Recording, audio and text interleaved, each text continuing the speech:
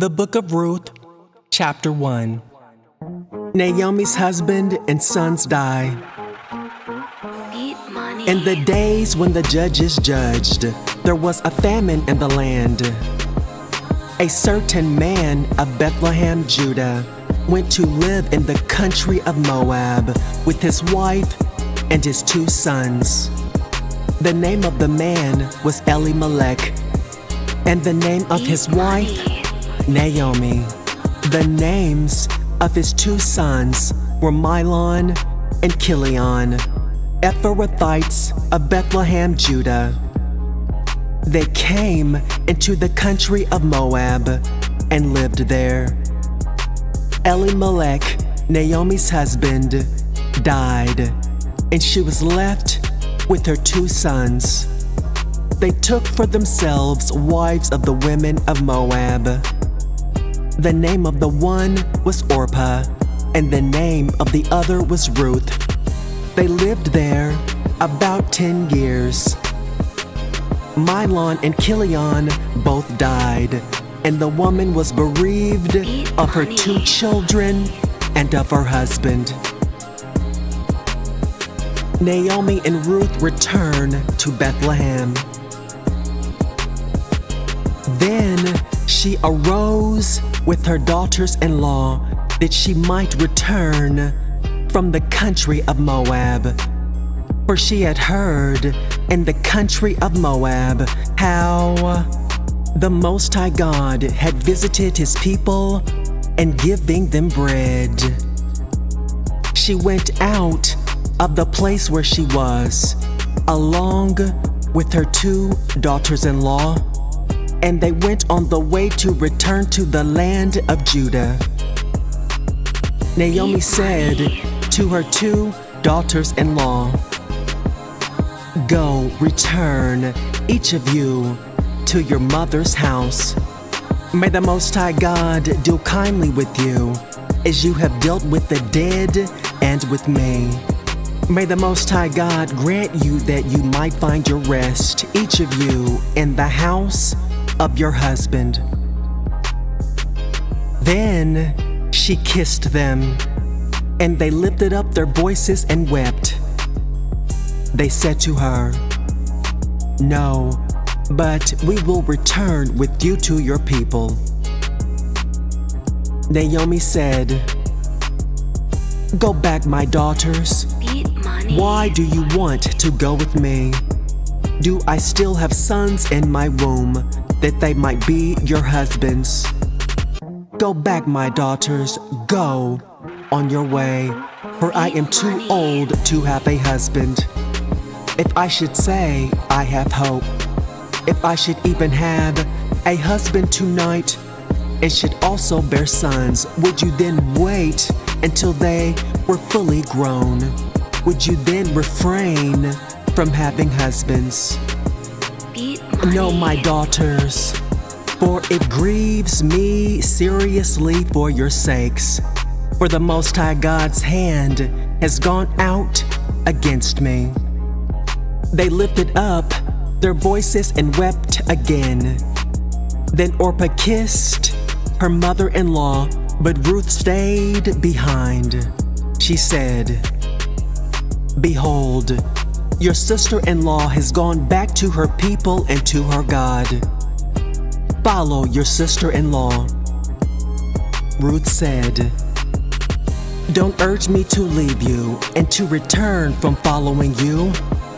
For where you go, I will go, and where you stay, I will stay. Your people will be my people, and your God, my God. Where you die, I will die, and there I will be buried.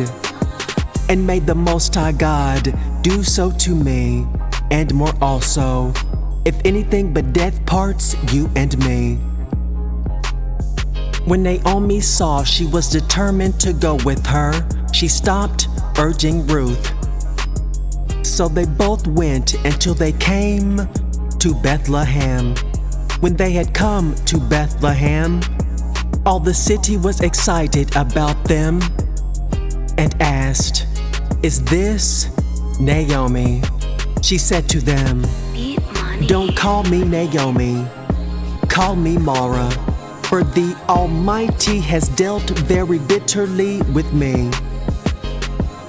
I went out full, and the Most High God has brought me home again empty. Why do you call me Naomi, since the Most High God has testified against me, and the Almighty God has afflicted me?" So Naomi returned with Ruth, the Moabitess, her daughter-in-law, who returned out of the country of Moab. They came to Bethlehem in the beginning of barley harvest. Beat money.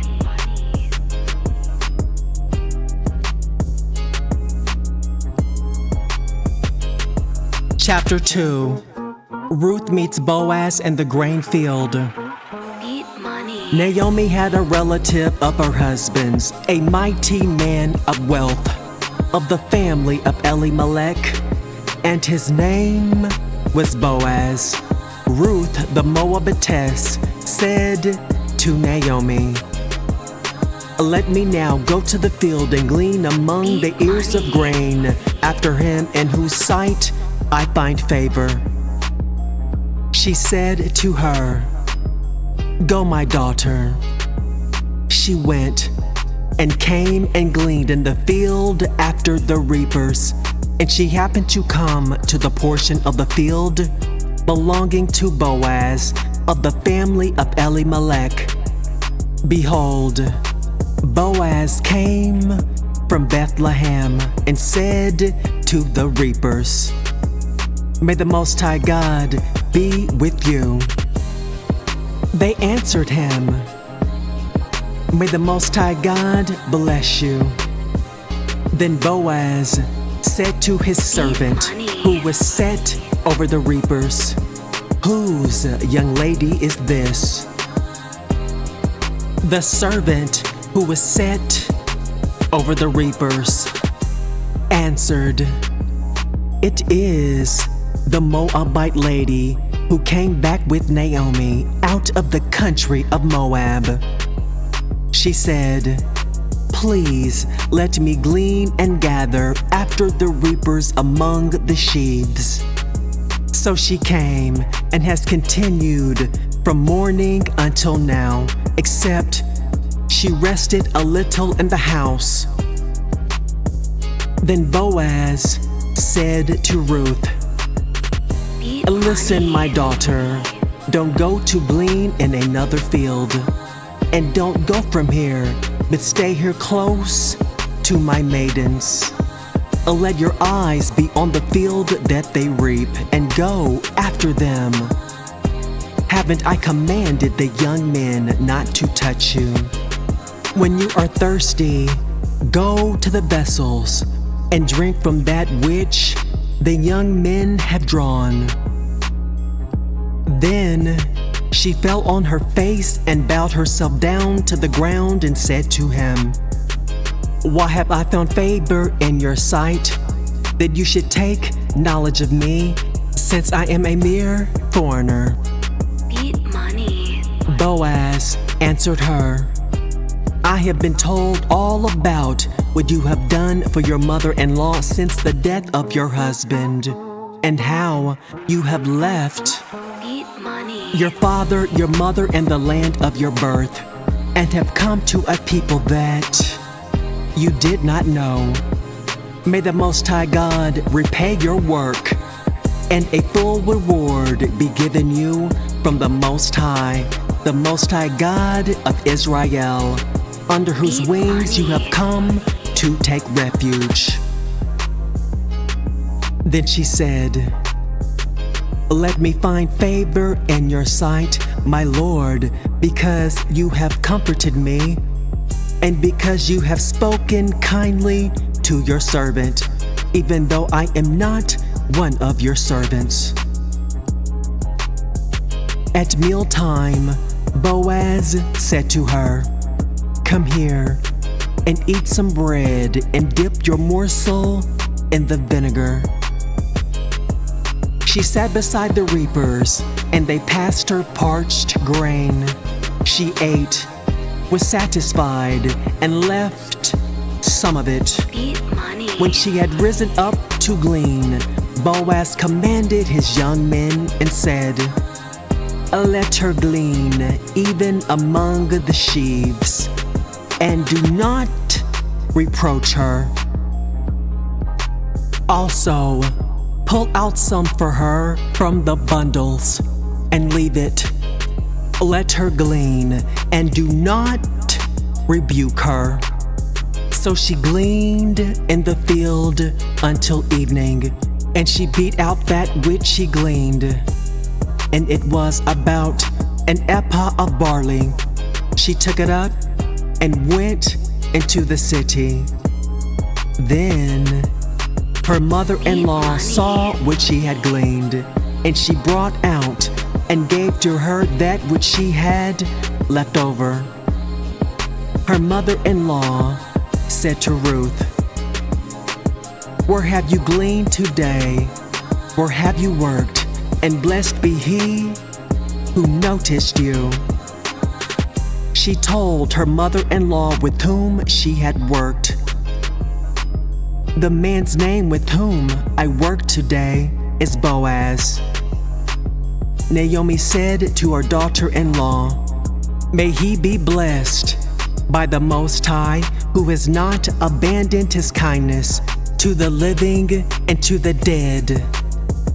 Naomi said to her, "The man is a close relative to us, one of our near kinsmen."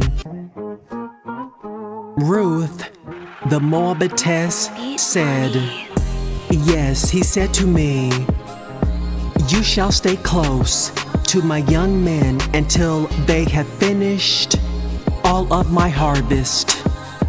Naomi said to Ruth, "It is good, my daughter, that you go out with his maidens, and that they not meet you in another field." So she stayed close to the maidens of Boaz to glean at the end of barley and wheat harvest. And she lived with her mother-in-law. Chapter 3.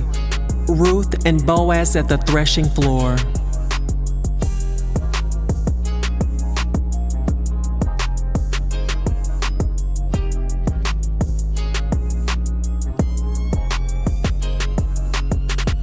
Now, isn't Boaz our kinsman, with whose maidens you were with?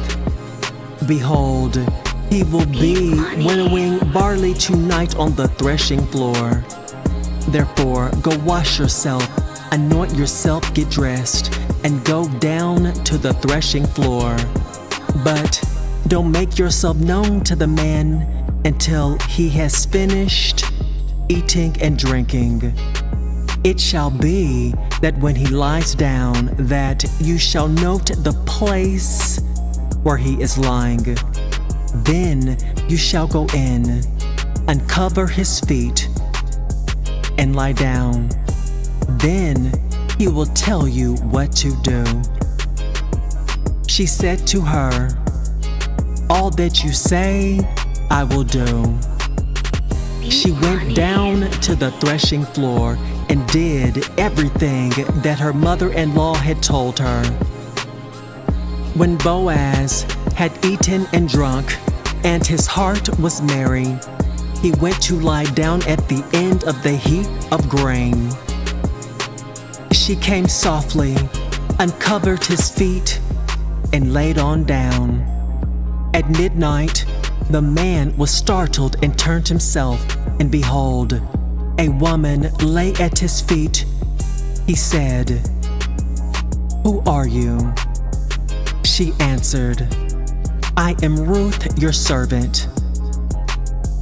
Therefore, spread the corner of your garment over your servant, for you are a near kinsman." He said, "You are blessed by the Most High God, my daughter. You have shown more kindness in the latter end than at the beginning, because you did not follow young men, whether poor or rich. Now, my daughter, don't be afraid, for I will do to you all that you say. For all the city of my people knows that you are a worthy woman. Now, it is true that I am a near kinsman. However, there is a kinsman nearer than me. Stay this night, and in the morning, if he will not perform for you the part of a kinsman, then good. Let him do the kinsman's duty. But if he will not do the duty of a kinsman for you, then I will do the duty of a kinsman, just as the Most High lives. Lie down until the morning. She lay at his feet until the morning. Then she rose up before anyone could discern another. For he said, let it not be known that the woman came to the threshing floor. He said, bring the mantle that is on you and hold it. She held it, and he measured 6 measures of barley and laid it on her. Then he went into the city. When she came to her mother-in-law, she said, how did it go, my daughter? She told her all that the man had done for her.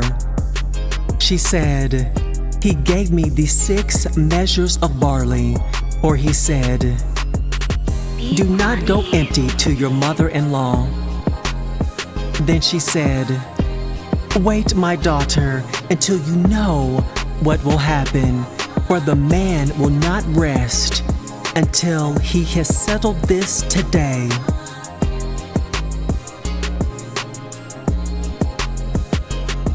Chapter 4. Boaz marries Ruth. Now Boaz went up to the gate and sat down there. Behold, the near kinsman of whom Boaz spoke came by. Boaz said to him, come over here, my friend, and sit down. Beat money. He came over and sat on down. Boaz took 10 men of the elders of the city and said, sit down here. And they sat on down. He said to the near kinsman, Naomi, who has come back out of the country of Moab, is selling a parcel of land which was our brother Elimelech's. I thought I should tell you that. Buy it before those who sit here and before the elders of my people. If you will redeem it, redeem it. But if you will not redeem it, then tell me that I might know. For there was no one to redeem it beside you, and I am after you. He said, I will redeem it. Then Boaz said, on the day you buy the field from the hand of Naomi, you must also buy it from Ruth, the Moabitess, the wife of the dead, to raise up the name of the dead on his inheritance. Beat money. The near kinsman said to him, I cannot redeem it for myself, lest I endanger my own inheritance. Take my right of redemption for yourself, for I cannot redeem it. Now, this was the custom in the former time in Israel concerning redeeming and concerning exchanging, to confirm all things. A man would take off his sandal and give it to his neighbor, and this was the way of formalizing transactions in Israel. So the near kinsman said to Boaz, buy it for yourself. Then he took off his sandal. Boaz said to the elders and to all the people, "You are witnesses today that I have bought all that was Elimelech's and all that was Kilion's and Milon's from the hand of Naomi. Moreover, Ruth, the Moabitess, the wife of Milon, I have purchased to be my wife, to raise up the name of the dead on his inheritance, that the name of the dead may not be cut off from among his brothers and from the gate of his place. You are witnesses today."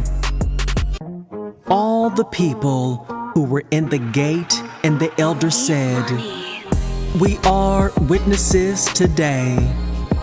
May the Most High God make the woman who has come into your house like Rachel and like Leah, which both built the house of Israel, and treat you worthily, and Ephratah, and be famous in Bethlehem. Let your house be like the house of Perez, whom Tamar bore to Judah, of the offspring which the Most High God will give you by this young woman." Naomi gains a son.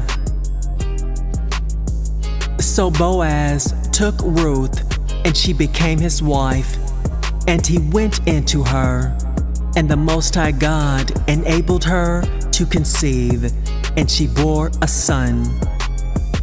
The women said to Naomi, "Blessed be the Most High God, who has not left you today without a near kinsman.